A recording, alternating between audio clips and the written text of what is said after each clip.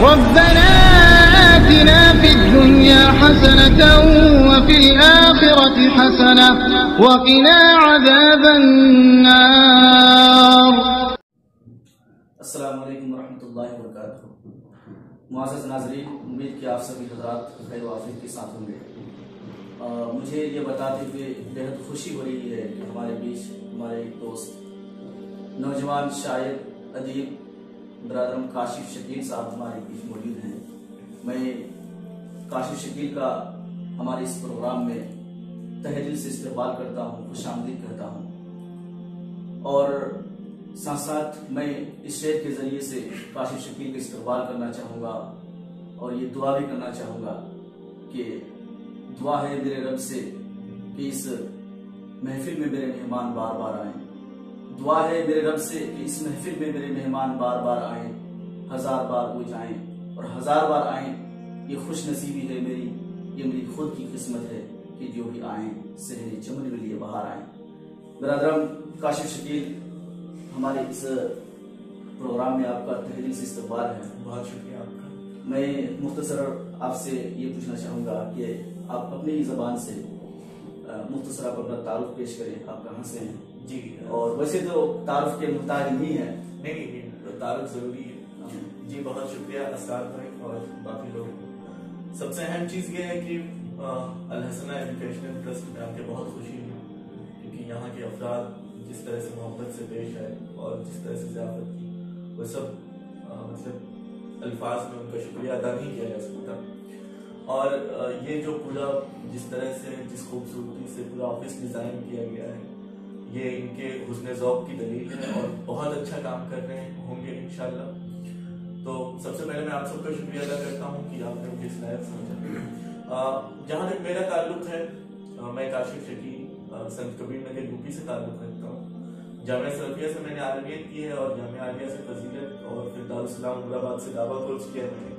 اور فی الحال ممبئی یونیورسٹی سے میرا گریجویشن میں آخری سیمسٹر چل رہا ہے، انشاءاللہ 3 مہینے میں کمپلیٹ ہو جائے گا. اور جیسا کہ آپ میں سے بہت سے لوگوں کو پتا ہوگا کہ میں نے IPST میں نیوز اینکرنگ بھی کی اور اس طرح سے تھوڑا بہت لکھتا پڑھتا رہتا ہوں. یہی مشغلہ ہے. جی بہت بہت شکریہ. ہمارے ایک دوست نعیم الفیض صاحب آپ سے کچھ سوالات کریں گے شاید شعر و شاعری کے تعلق سے، کیونکہ آپ کا مشغلہ جیسے کہ سوشل میڈیا میں دیکھنے کو ملتا ہے شعر و شاعری میں دلچسپی کافی زیادہ ہے اور الفاظ کی ادائیگی اور الفاظ کا ذخیرہ آپ کے پاس موجود ہے اور ہزاروں اشعار بھی الحمدللہ زبانی ضد ہیں اور میں آپ کے ساتھ رہا ہوں، بخوبی جانتا ہوں. تو میرے دوست نعیم الحق سے میں گزارش کروں گا کہ آپ چند سوالات کریں. السلام علیکم ورحمۃ اللہ وبرکاتہ. میں کاشف بھائی سے اختصار کے ساتھ یہ پوچھنا چاہوں گا کہ تقریباً شیخ اسرار ہم لوگ اور آپ یہ ہم مصر رہے ہیں پڑھائی کے زمانے میں. جی. اور 2018 میں غالباً آپ کی فراغت ہے، اگر صحیح 2016 ابھی 2021 ہے. تو اتنے مختصر سے عرصے میں بہت سارے لوگ بہت آگے بڑھ جایا کرتے ہیں اور بہت سارے لوگ وہیں پر منجمد رہ جاتے ہیں. ہم قسط وار آپ کے مضامین ڈفرینٹ آنسر میں فیس بک وغیرہ میں پڑھتے رہتے ہیں، اشعار وغیرہ سے ہم لوگ آپ کے متعارف ہیں. میں آپ سے یہ پوچھنا چاہوں گا کہ اتنے مختصر وقت میں آپ نے جہاں تصنیفی کام بھی کیا ہے، بہت سارے لوگوں کو پتا ہوگا، بہت سارے لوگ نہیں جانتے ہیں، شعر و شاعری سے جو واقفیت رکھتے ہیں، تو اتنی سے مختصر وقت میں فن ادب میں، حلقے ادب میں اتنی دسترس آپ کو کیسے حاصل ہوگی؟ یا پھر اور بھی جو طالب علم ہیں جو آپ کے حلقے کے ہیں یا پھر آپ کے معاصر ہیں، ان کو آپ کیا پیغام دینا چاہیں گے؟ آپ دیکھیے، آپ نے جو سوال کیا ہے، سوال کا ایک حصے سے تو متفق ہوں کہ بھائی اردو ادب سے ذرا سی آشنائی ہے، باقی دسترس تو اللہ کے فضل سے ابھی تو ہم اللہ سے دعا کرتے ہیں دسترس ہو جائے. رہی بات کہ کس طرح سے یعنی انسان تعلیمی سلسلہ مکمل کرنے کے بعد کس طرح سے اپنا قدم آگے بڑھائے، تو سب سے اہم چیز یہ ہے کہ تعلیمی سلسلہ مکمل کرنے کے بعد انسان یہ سوچے کہ اب میں پڑھنے لائق ہوا ہوں، اب مجھے اتنی گائیڈنس مل گئی ہے کہ اب میں کسی کتاب کا مطالعہ کر سکتا ہوں ذاتی طور پہ اور میں اس کو سمجھ سکتا ہوں. یعنی اساتذہ ہمارے اس مستویٰ اس لیول تک پہنچا دیتے ہیں کہ ہم اس کے بعد اپنے طور پہ مطالعہ کریں، پڑھیں لکھیں، اس کے بعد یہ سب پڑھائی کا وقت ہوتا ہے. اور سب سے اہم چیز یہ ہے کہ ہم فکری جمود کا کبھی شکار نہ ہوں. بس اوقات کیا ہوتا ہے کہ آدمی تعلیمی فراغت کے بعد پھر کہیں ایک جگہ رہ کر کے آدمی وہاں رہ کر کے سکونت اختیار کر لے وہ الگ چیز ہے، لیکن فکری سکونت نہیں اختیار کرنی چاہیے، ہمیشہ فکری ارتقاء سے گزرتے رہنا چاہیے انسان کو۔ ہے جستجو کی خوب سے ہے خوب تر کہاں، تو فکری جمود کبھی نہیں آنا چاہیے۔ اور رہی بات اردو وغیرہ سے شغف، تو آدمی جس زبان کا لٹریچر پڑھے گا ظاہر سی بات ہے اس زبان سے شغف رہے گا، تو چونکہ میرا مطالعہ اردو کتابوں کا زیادہ رہا ہے تو اردو سے تھوڑی بہت آشنائی بھی اور شغف بھی۔ جی، اور میں نے دیکھا ہے کہ حلقہ ادب میں اور شعر و سخن میں ماشاءاللہ آپ اچھی مقبولیت رکھتے ہیں۔ یہ ساری چیزیں صحیح ہے کہ جو جس فن میں کتابیں پڑھے گا اس کو کچھ اس میں کمال حاصل ہو ہی جائے گا، لیکن شعر و شاعری یہ ایک مستقل فن ہے۔ ہم جانتے ہیں کہ روز بحور وغیرہ پڑھنے کے بعد ہی کوئی آدمی کچھ لکھ پاتا ہے، تو آپ کے جو اشعار ہیں اس کے اندر ایک روانگی ہے، اور حلقہ ادب میں ماشاءاللہ بہت اچھے مقبول ہوئے ہیں۔ بہت سارے شعراء پوری ممارست کے ساتھ کرنے کے بعد ہی کچھ لکھ پاتے ہیں، تو ایسا کچھ آپ نے کورس وورس کیا ہے یا پھر کیسے لکھ لیتے ہیں ذرا اس پر کچھ؟ دیکھیے شاعری کے حوالے سے سب سے اہم چیز ہے فطری ذوق، یعنی انسان کا جو ذوق ہے، ٹیسٹ ہے، تو وہ سلیم ہو، صحیح سالم ہو، اور تصنع کے دخل سے شاعری کبھی اتنی شیریں نہیں ہو پاتی، کبھی اتنی اٹریکٹیو نہیں ہو پاتی جتنا فطری انداز میں شاعری کرنے سے ہوتی ہے۔ فطری اگر موجودیت ہے انسان کے اندر، میں نے آپ کو شعر سنایا تھا کہ جب فکر کی آتش میں ہوتا ہے لہو پانی، تب ہوتا ہے اے جوہر انداز سخن پیدا۔ اسی طرح سے کہ یوں ہی شعر گوئی سے شاعری نہیں آتی، فکر و فن کے مکتب میں داخلہ ضروری ہے۔ اور ہمارے دور کی شاعرہ ترنم کانپوری کا بھی شعر ہے کہ جب ذہن ترنم تبتا ہے احساس کے شعلوں میں پیہم، تب جا کے کہیں اہل قلم ایک شعر غزل کا ہوتا ہے۔ تو اصل چیز ہے کہ الفاظ آپ کے پاس ہوں اور جذبات ہوں۔ شاعری میں جب آپ شاعری کی تاریخ پڑھیں گے تو شاعری اصل چیز تخیل ہے، اس میں یعنی فکر کا دخل زیادہ ہے، اور فکر آپ جتنی اچھی لے کے آئیں گے وہ اتنی اعلیٰ درجے کی شاعری ہوگی۔ شاعری میں فکر سب سے اہم چیز ہے۔ الفاظ تو اس کا جامع ہے، الفاظ بھی اچھے ہونے چاہیے، جس طرح سے شراب بھی اچھی ہونی چاہیے اور اس کا پیالہ بھی اچھا ہونا چاہیے، تو دونوں چیزیں اچھی ہیں تب جا کے ایک نشہ آتا ہے۔ اسی طرح سے شاعری میں فکر سب سے اہم چیز ہے، پھر الفاظ کا انتخاب وہ بھی اچھا ہو۔ الفاظ کا ذخیرہ پھر کہاں سے لائیں اس وقت؟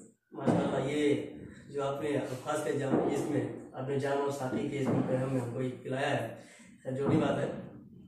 ایک اور سوال میں آپ سے کرنا چاہوں گا اسی تعلق سے کہ ہم جیسے جو طلبہ ہیں، جو مشاہدین ہیں، جو دیکھ رہے ہیں آپ کو، وہ یہ ضرور جاننا چاہیں گے کہ کاشف بھائی ایسی کون سی کتابوں کا مطالعہ کرتے ہیں، اور ہمیں خصوصاً کرنا چاہیے کچھ ہم بھی کر لیے جائیں، چاہے وہ داستان ہو یا پھر فلسفے ہوں، شعر و شاعری میں ذوق رکھنے والے ہوں، ایسا کچھ۔ دیکھیں میں اگر فطری طور پہ بتاؤں اپنی بات، تو کتابیں آپ دوسروں کے انتخاب کی ہرگز مت پڑھیے، آپ اپنے طور پہ اپنا ذہن دیکھیے۔ آپ ایک کتاب پڑھیں گے، آپ کو وہ کتاب پسند آئے گی تو اس کتاب کے ذریعے سے آپ 10 کتابوں تک پہنچ جائیں گے، اس کتاب کے ذریعے سے 10 کتابوں تک آپ پہنچ جائیں گے۔ آپ اپنے ٹیسٹ کے مطابق پڑھیے، جو آپ کا ذوق ہے، کسی کے ذریعے تھوپی گئی چیزوں کو آپ مت پڑھیے پلیز۔ اور کچھ مسلم ادبا شعراء ہیں، اگر آپ ادب اور شاعری سے شغف رکھتے ہیں تو جو مسلم ادبا شعراء ہیں، جو اساتذہ ہوں فن کے، کیونکہ فن کے اساتذہ ہم سے دور نہیں ہیں، ان کی کتابیں ہمارے سامنے، ان کی کتابیں سامنے رکھیں، ان کو پڑھنا شروع کر دیں۔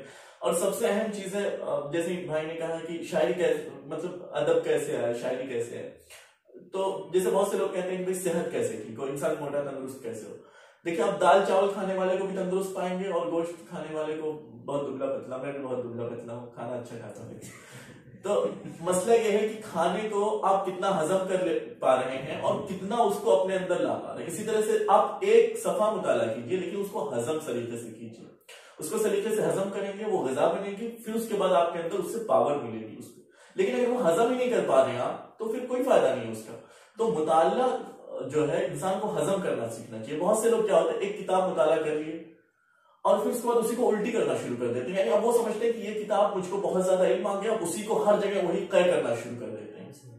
تو قے کرنا وہ تو بدبو آئے گی اس سے، یعنی اس میں آپ جب ایک کتاب پڑھ کے آدمی اپنی دانشوری جھاڑے گا تو اس میں تصنع ہوگا، تکلف ہوگا، فخر ہوگا، غرور ہوگا، تکبر ہوگا، لیکن جب اس کو ہضم کرے گا تو پھر انسان کے اندر ہمبلنس آئے گی، تواضع، انکسار آئے گا۔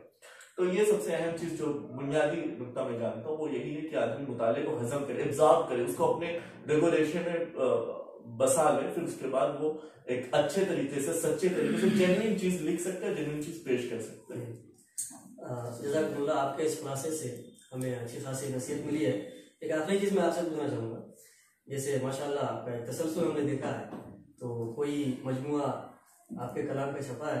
एक दूसरी बात ये कि आप अपनी जुबान से अपने कोई मशहूर कलाम जरा हमें यहाँ पर सुना दें। जी बड़े मुख्तसर अंदाज। जी बिल्कुल इंशाल्लाह इख्तिसार के साथ। देखिए इख्तिसार भी बहुत अहम चीज़ है।